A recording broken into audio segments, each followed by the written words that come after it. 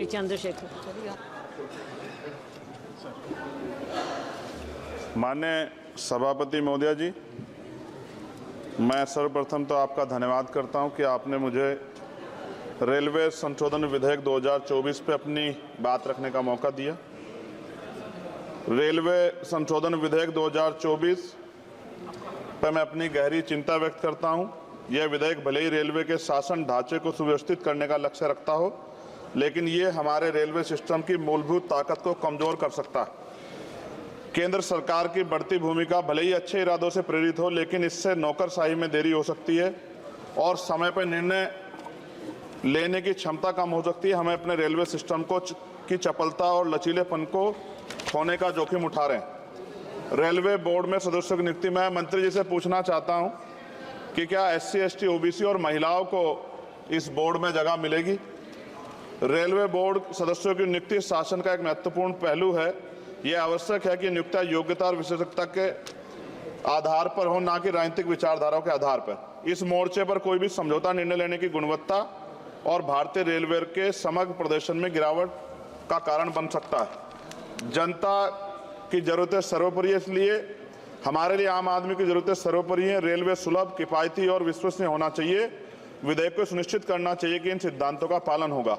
हालांकि विधेयक का उद्देश्य अच्छा हो सकता है, लेकिन इससे संभावित परिणाम दूरगामी है। हमें सावधानीपूर्वक आगे बढ़ना चाहिए और सुनिश्चित करना चाहिए कि सुधार रेलवे के मूल तत्वों को कमजोर ना करें। साथ साथ सभापति महोदया, जिस लोकसभा क्षेत्र से मैं आता हूं, नगीना, वो बहुत पिछड़ा हुआ क्षेत्र है। वहाँ के युवा, किसान, महिलाएं, मजदूर जीवन यापन करने के लिए कठिनाइयों का सामना करना पड़ता है उनको। इसलिए मैं माननीय मंत्री जी से मांग करूंगा कि नजीबाबाद से मुंबई और जम्मू के लिए ट्रेन चलाई जाए। साथ साथ नजीबाबाद स्टेशन गढ़वाल का प्रवेश द्वार है। मैं आपसे आग्रह करूंगा कि वहाँ जल भराव की समस्या होती है स्टेशन पर, उसकी देखरेख की जाए। बेगमपुरा एक्सप्रेस वाराणसी टू जम्मू तवी का स्टॉपेज वहाँ हो। दिल्ली जाने के लिए सुबह में कोई ट्रेन नहीं है, मुझे भी आना पड़ता है तो बहुत परेशानी का सामना करना पड़ता है अक्सर, जब मैं कोशिश करता हूं कि सेशन में चला जाऊं, क्योंकि ये रेलवे की सुविधा आपने उपलब्ध कराई है। जलालाबाद क्रॉसिंग पे ओवर ब्रिज बनना चाहिए।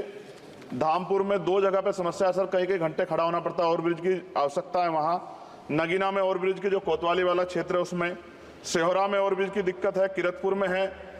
और बैकलॉग सर बहुत इंपॉर्टेंट विषय है। रेलवे का बैकलॉग जल्दी जल्दी भरना चाहिए। जनरल कोच बढ़ाए जाने चाहिए, क्योंकि बहुत बड़ी आबादी रेलवे में सफ़र करती है। बहुत लोगों की जान दुर्घटना में जा रही है। हमने कई एक्सीडेंट जो है देखे हैं, और एक कर्मचारी की जान के जिस तरह दबके, ये भी एक बहुत बड़ी समस्या थी। जनता में गुस्सा पैदा हुआ, इसकी रोकथाम की जाए। गरीब यात्रा करने के लिए जाता है, अंतिम यात्रा ना हो जाए, इस बात का हमें ध्यान रखना पड़ेगा। साथ साथ इसका मुझे एक मुख्य कारण ये दिखाई देता है कि लोको पायलट को रात और दिन में ड्यूटी करनी पड़ती है। मैं खत्म कर रहा हूं। रात की ड्यूटी कठिन है, उसके बाद पर्याप्त आराम चाहिए। इस संबंध में HPC का सुझाव भी था कि लोको पायलट के लिए 2 रात्रि बाद ड्यूटी का आदेश हो, तो ये इस पे अमल नहीं किया गया, जिसके कारण उनकी आंख लग जाती है और कई बार दुर्घटना होती है। हजारों लोगों की जिंदगी से खिलवाड़ नहीं होना चाहिए। कोरोना काल में बंद गई ट्रेन पुनः चालू की जाए, और SC, ST, OBC के बच्चों को जो पहले पास मिलते थे, जब कई कंपटीशन की तैयारी के लिए वो पेपर देने जाते थे, मिलते तो बंद कर दिए। सरकार कहती है हम दलित पिछड़ों के हितैषी हैं, लेकिन जब सरकार उनके बच्चों के आगे तरक्की के रास्ते बंद कर दी तो कैसे चलेगा? और जिस तरह लगातार निजीकरण हो रहा है, इस निजीकरण से सरकारी नौकरी खत्म हो जाएगी रेलवे में, तो ये दलित पिछड़ों के बच्चे कहाँ जाके बैठे, कौन सी कुर्सी बैठे? आज भी देश में सामाजिक गैर बराबरी है।